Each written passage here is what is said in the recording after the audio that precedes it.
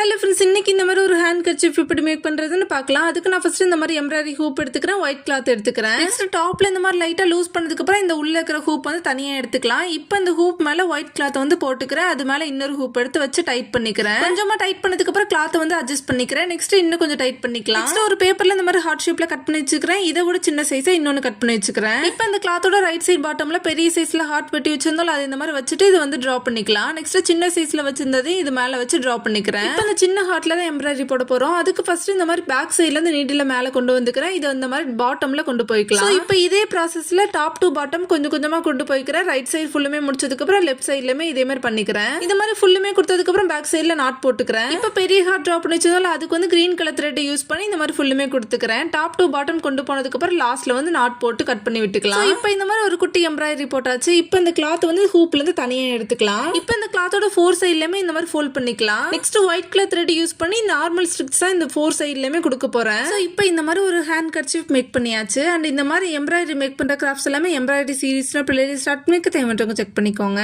Thanks for வாட்சிங்.